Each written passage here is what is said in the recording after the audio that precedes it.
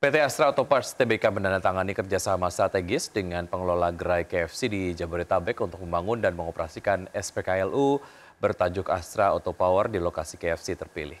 Ya, pengelola menyiapkan lahan dan biaya operasional, sedangkan PLN menyediakan infrastruktur dan integrasi teknologi via aplikasi PLN Mobile sebagai IUPLT.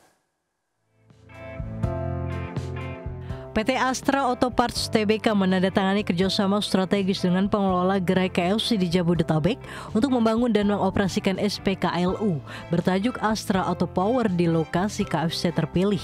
Hingga Maret 2024, Astra Auto Power sudah menjangkau 23 lokasi di Jawa. Ini merupakan bagian dari perluasan yang sebelumnya hadir di Menara Astra dan 6 bengkel Astra Auto Service di Jabodetabek sejak 2022.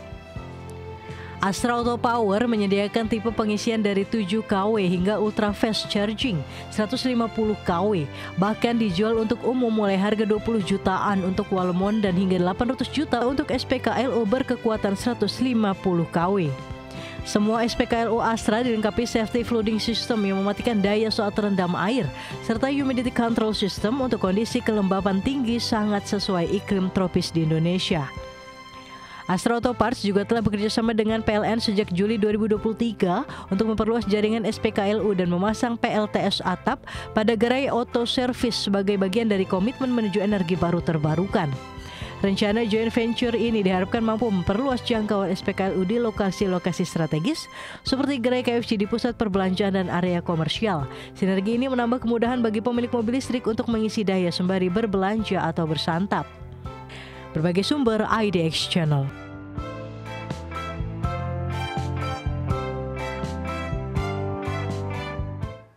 Emiten Grup Panin, yakni PT Panin Sekuritas Tbk, mengumumkan akan membagikan dividen tunai kepada investor senilai Rp106,71 miliar atau setara dengan Rp150 per saham.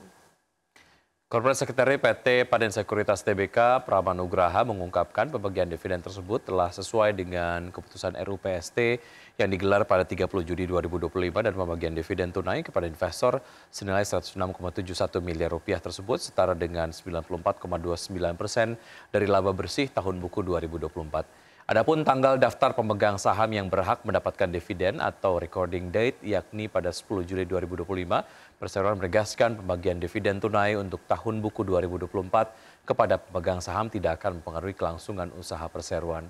Sebagai catatan, perseroan mencetak laba bersih senilai Rp113,18 miliar sepanjang tahun 2024, adapun saldo laba ditahan yang tidak dibatasi penggunaannya adalah sebesar Rp1,41 triliun.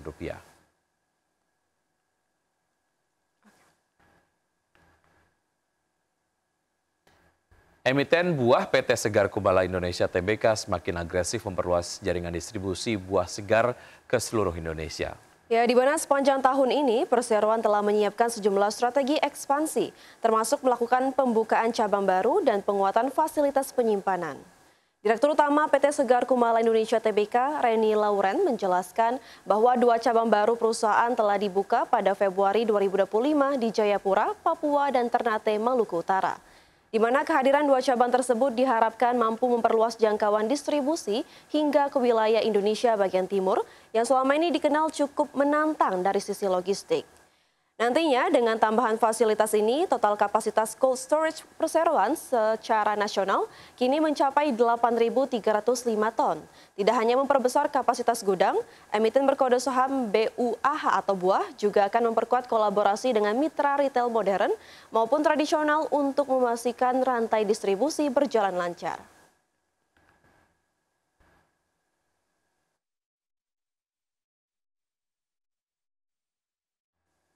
PT United Tractors Tbk melalui anak usahanya PT Danusa Tambang Nusantara dan PT Sumbawa Jutaraya menandatangani perjanjian pinjaman pada 30 Juni 2025. Ya, nilai pinjaman maksimum mencapai 30 juta dolar Amerika Serikat atau setara 486 miliar rupiah. PT United Tractors Tbk melalui anak usahanya PT Danusa Tambang Nusantara dan PT Sumbawa Jutaraya menandatangani perjanjian pinjaman pada 30 Juni 2025. Nilai pinjaman maksimum mencapai 30 juta dolar Amerika Serikat atau setara 486 miliar rupiah. Pinjaman berbunga term SOF plus 1,15% per tahun ini berlangsung hingga 31 Mei 2028. Dana dipergunakan untuk mendukung kegiatan operasional Sumbawa Jutaraya di sektor pertambangan. Pihak United Tractors menilai pinjaman ini lebih menguntungkan dibanding menyimpan dana di bank. Sementara bagi Sumbawa Jutaraya, pembiayaan ini dinilai efisien dari segi proses maupun persyaratan dibandingkan dengan pinjaman pihak ketiga. Berbagai sumber IDX Channel. Emiten perbankan PT Bank Rakyat Indonesia Persero Tbk terus memperkuat komitmen dalam keuangan berkelanjutan dengan mengintegrasikan keberlanjutan ke dalam strategi bisnis perseroan. Ya, langkah ini dilakukan untuk menciptakan nilai ekonomi jangka panjang serta mendukung capaian SDGs.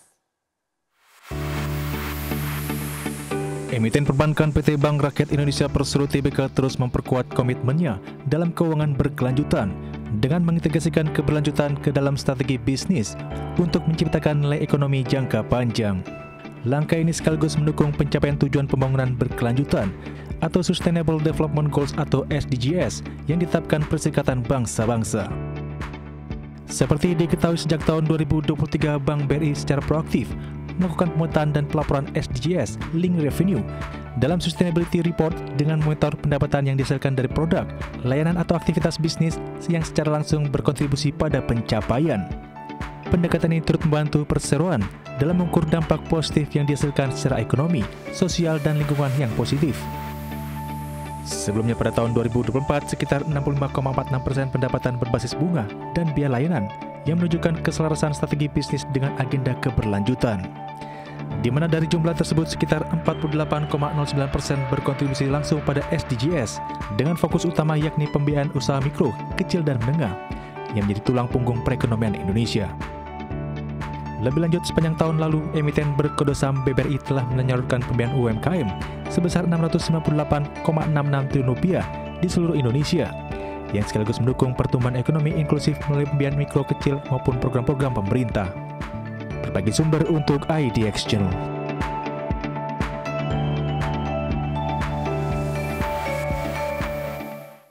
Emiten energi PT Alamtri Minerals Indonesia Tbk melalui entitas anaknya PT Alamtri Indo Aluminium tengah memulai aksi suntik dana untuk modal perusahaan sebesar Rp947,49 miliar ke PT Kalimantan Aluminium Industry. Ya, di mana aksi ini merupakan bagian dari rencana strategis perseroan dalam pengembangan proyek smelter aluminium berkapasitas 500.000 ton ingot per tahun di Kalimantan Utara. Dalam keterangan resminya, manajemen emiten berkode saham ADMR menjelaskan bahwa setoran modal ini berasal dari pengambilan 947.497 saham baru yang diterbitkan KAI dari total penambahan modal sebesar Rp1,45 triliun menjadi 1.457.688 saham baru. Dalam rangka memperkuat neraca keuangan, menekan ketergantungan terhadap pinjaman berbunga tinggi, serta meningkatkan pengembalian investasi yang sehat bagi perusahaan. Sebagai informasi, transaksi yang dilakukan tergolong sebagai transaksi afiliasi dikarenakan AIA dan KAI merupakan entitas yang berada dalam satu pengendalian oleh ADMR, di mana manuver ini juga ditandai sebagai bagian awal dari agenda jangka panjang perseroan dalam memperkuat industri hilir mineral dengan total nilai proyek mencapai Rp4,91 triliun.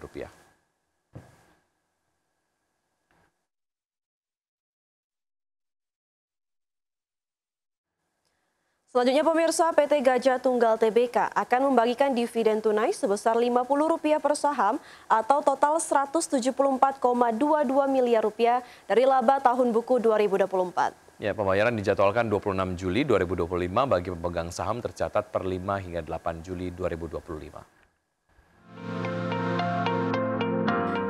PT Gajah Tunggal Tbk akan membagikan dividen tunai sebesar Rp50 per saham atau total Rp174,22 miliar dari laba tahun buku 2024. Sepanjang tahun 2024, penjualan GJTL naik 6,2% menjadi Rp18,02 triliun yang didorong pasar domestik yang tumbuh 8,1%.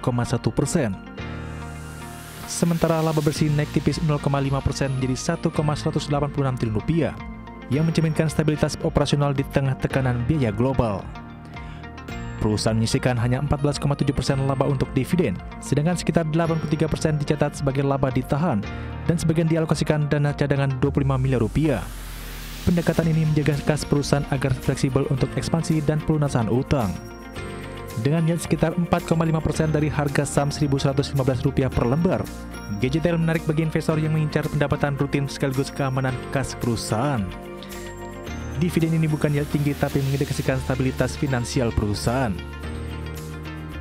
Kinerja GJTL cukup tangguh lewat pendapatan domestik stabil, tetapi ekspor hanya tumbuh tipis 0,5% tahun lalu. Sektor ban masih menghadapi tantangan biaya bahan baku, dan volatilitas mata uang, pengelolaan biaya, dan diversifikasi pasar jadi kunci mempertahankan laba dan arus kas sehat. Dengan dividen rutin, struktur keuangan kuat, dan strategi konservatif, GJTL cocok sebagai pilihan saham stabil untuk jangka menengah. Meski bukan saham growth tinggi, profilnya menarik bagi investor volasi dan dividen tertentu di kondisi pasar bergejolak. Berbagai sumber untuk IDX Channel.